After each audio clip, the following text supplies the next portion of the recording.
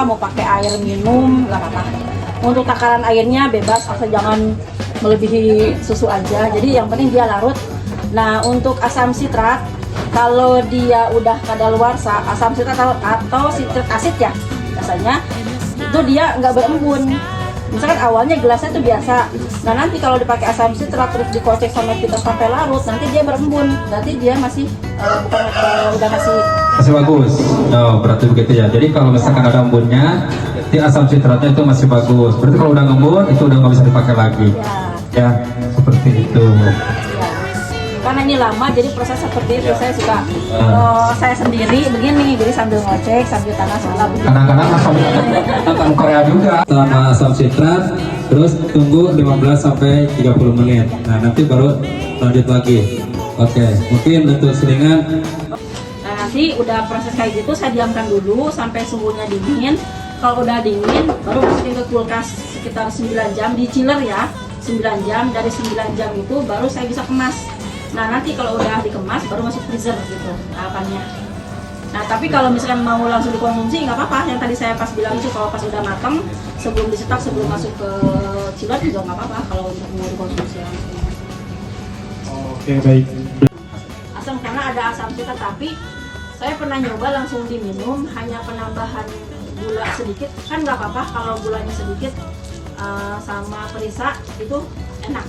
Hanya waktu itu saya lagi prakteknya itu memakai vanila bubuk, vanili bubuk. Tahu kan kalau vanili bubuk kan bukan untuk minuman ya. Ya harusnya untuk makanan gitu kan, untuk olahan kue. Harusnya pakai vanili yang cair gitu. Jadi pas diminum itu agak seret sini banyak, tapi rasanya enak. Hanya whey saya itu karena memang masih terbuang banyak protein dari ini, dia nggak terlalu bening, jadi harus diendapkan dulu. Nah endapan yang bawahnya itu kan bisa menjadi keju lagi. Keju apa namanya? Ada tuh. Makan ya, balik. Kan udah bentuk itu kan? Shock ya. Ya. Teksturnya kayak agak tahu ya. Iya, kalau lebih itu lagi puding ya. Kayak puding gitu. Ya, Kayak gitu. seperti puding, seperti itu ya. Tuh kayak gini tuh. Ya kan bukan. Kalau lemon dia berapa mili air Saya lupa kalau perbandingannya lumayan banyak. bisa, Boleh. bisa sampai 200 milian nggak? Bisa. Bisa sampai. Atau lebih? Terus, iya. Oke. Kayaknya ini belum ada di sini. Sok. Ya. Siapa lagi? Ada yang nyoba? Kumpulin ya, tuh udah mulai kan. Apinya juga harus kecil ya. Nggak boleh api Ya, besar. jadi apinya juga nanti harus kecil, sedang, api sedang ya. Jangan. Jadi itu ya. Nah. Masa pakai tangan, kalau berani pakai tangan. Kalau udah buku bisa dipotong. Bisa. Oh iya. Nah, boleh. Siapa yang mau nyoba tuh? Oke. Sabar Je.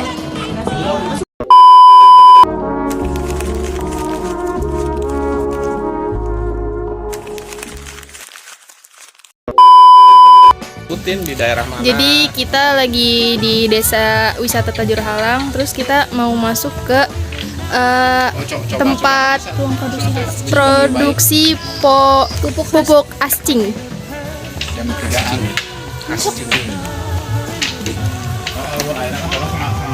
Silakan. Nah, ini kotoran sapinya, kohe, kotoran hewan. Jadi di dalam sini itu sudah ada cacing lumricus namanya. Lumricus. Ya, cacing yang gepeng. Jadi zaman disebut cacing itu kan bekas cacing. Iya. Makanan cacingnya itu dari kotoran sapi. Nah itu bisa nanti diproduksi nih kayak gini. Udah aja dibiarin sampai kering. Yang udah ready seperti ini dan kering. Ini keringnya tanpa sinar matahari gitu. Enggak, sama cacingnya aja. Oh. Ini tuh dari kotoran sapi, taruh aja ke sini gitu. Iya. Iya Pak, jadi yang dimakan itu sebenarnya yang kita produksikan itu bekas cacing Pak. Jadi kotoran cacing, bukan kotoran hewan, bukan kotoran sapi tadi. Yang itu cacingnya, yang kita jual itu kotoran cacing. Karena kan bekas cacing. Nah, kayak gini, kalau ini kan kita ngasih makan tuh di atas nih. Kalau misalnya kohe itu di atas. Jadi cacing itu naik yang ke atas. Si cacingnya naik makan kotoran yang baru. Nah ini yang di bawah itu Ini udah bekas cacing semua nih. Kotoran cacing yang ini. Jadi ya. udah diolah sama cacingnya. Udah diolah sama cacing. Jadi ini udah bentuk cacing semua. Udah bentuk cacing semua. Udah nggak ada yang dari kotoran sapinya lagi. Masih ada. Ini masih kotoran sapi murni nih. Oh, bentuk yang kayak Iya. gitunya. Terus itunya kemana cacingnya? Kalau cacing kalau ini kan udah gak ada Pak. Kalau yang ini, yang ada tuh sekarang lagi dikembangbiakan di peternak Pak yang di bawah, di masing-masing peternak. Mati gitu cacingnya kalau udah kenyang. Kalau udah kenyang, dia kan semakin beranak biak Pak ya. Kalau misalnya ini kan untuk prosesnya nggak satu kali kita langsung bisa layak jual. Jadi 3 kali penyaringan Pak. Kalau udah kayak gini mungkin kita ada 3 kali ada tahapan lagi. Soalnya kenapa? Di sini tuh masih banyak telur-telur cacing yang bisa kedepannya bisa dibudidayakan lagi Pak. Nah kalau itu udah 3 kali penyaringan udah siap jual yang itu, yang udah dikemas. Itu murni tuh isinya tuh, nggak Ini campuran. nggak campuran, ini murni pasti semua. Berapa tuh mas gitu kalau dipakai? Kalau satu packing itu kita jual 15.000 Pak. Jadi hitungannya per kilo itu 5.000 rupiah. Ini berapa kilo sih? 3 kilo Pak. 3 kilo. Nah, memang cacingnya tuh ditaruhin semua. Memang ada cacing-cacingnya ditaruhin ke Awalnya kan kita naruh dulu kohe yang baru nih, yang baru dari kandang. Kita taruh cacing. Sesudah itu, kalau misalnya makanannya udah habis, kita taruh si kohe yang baru. Oh, cacing tuh cacing tanah itu yang merah-merah. Bukan Pak. Oh, khusus. Jadi cacingnya namanya cacing rumlicus Pak. Jadi biasanya dikonsumsi untuk kosmetik. Oh, Makanya beda sama cacing-cacing yang liar. cacing rumlicus. Dia bentuknya bukan bulat tapi gepeng Pak. Nggak oval. Nggak panjang juga, cuman kisaran di 5 cm Pak. 5 cm. Kira-kira Bapak dapat cacingnya itu dari mana? Asal muasal cacingnya? Asal muasal kita dapat bantuan Pak dari dinas waktu awalnya. Nah, kita budidayakan Oh. Ada juga tempat budidaya cacingnya. di peternakan di bawah.